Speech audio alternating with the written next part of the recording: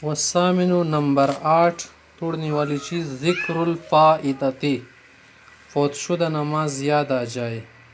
ولم یسقط الترتیب، ترتیب بھی ساقط نہ ہو. مثلا ایک شخص سے اسی زندگی میں 5 سے زیادہ نمازیں قضا نہیں ہوئی، اگر اس سے ایک نماز رہ گئی، ابھی نماز پڑھ رہے، پچھلی نماز اس کو یاد آ گئی کہ صبح کی نماز مثلا میری رہ گئی ہے یا ظہر کی عصر کی، تو اس کی یہ نماز ٹوٹ گئی. پہلے کیا کرے گا؟ فوت شدہ نماز کو لوٹائے گا. جو نماز سال رہ کے گئی پہلے کی فوت ہو گئی یہ کل مخ کے فوت شوی نا 1 سال پہلے. ہاں. والثامن 8 نمبر پر ذکر الفائتۃ، فوت شدہ نماز یاد آ جائے اس وقت جب آدمی صاحب ترتیب و مانا زندگی میں 5 سے زیادہ نمازیں قضا نہ ہو. ولم یسقط الترتیب، ترتیب ختم نہ ہو. یسقط مانا ساقط نہ ہو، مانا ختم نہ ہو. اگر ترتیب ختم ہو گئی، مثلا اس کی نمازیں 10 ہو گئی، 8 ہو گئی، پھر ترتیب والا نہیں رہا، اب آگے پیچھے کر سکتا ہے نمازوں.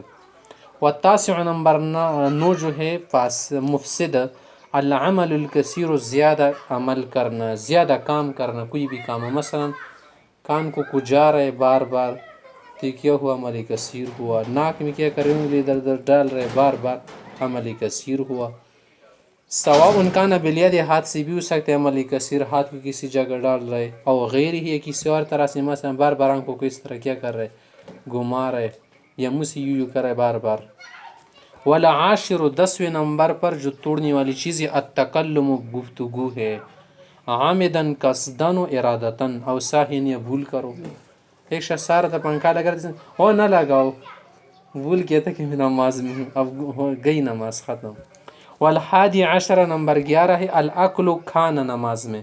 کوئی نماز میں کھاتا نہیں ہے، مطلب یہ ہے کہ کسی نے کیا کر دیا، اس کے دانت میں پھنسا ہوا تھا، کچھ چنے کے دانے کے برابر تھا، تو اب اگر اس نے یہ کھا لیا، نگل لیا، نماز ٹوٹ گئی. والشرب، یا پینا، کیا ہو گیا؟ پسینہ آیا اس طرح سے بہہ گیا، اس نے پی لیا، یا کوئی اور چیزیں ممکن ہے، ہو سکتا ہے کسی بھی طرح سے پینے کی صورت پیش آئے، مانا کھانا پینا نماز نہیں ہے.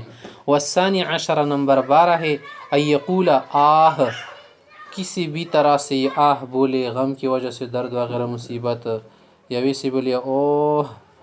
مطلب یہ ہے کہ ایسا لفظ بول دے جو کیا ہو؟ نماز نہ ہو، یا کوئی کلمہ نہ ہو جو نماز سے متعلق منفی چیز ہو، خلاف ہو نماز کے. والثالث عشر نمبر 13 ہے القہقہۃ والضحک، زور سے ہنسنا، یا اتنا ہنسنا کہ خود بھی سنے. زور سے ہنسنا کا جو دوسرے سنے، ضحک میں نہ خود سنے، نماز ٹوٹ جائے گی. والرابع عشر نمبر 14 ہے الاغماء، بے ہوش ہو جانا، عقل کھو جانا، کوما میں ہونا وغیرہ کسی بھی حالت میں. وہذہ کلھا، یہ سب جو چیزیں ہم نے بیان کر دی، تفسد الصلاۃ، نماز توڑ دیتی ہے. سواء کان عامداً، قصداً پیش آ جائے، اور ساہین، یا بھول کر پیش آ جائے. ویجب علیہ الاعادۃ، اب اس شخص پر نماز کا لوٹانا ضروری ہے، نماز نہیں ہوئی.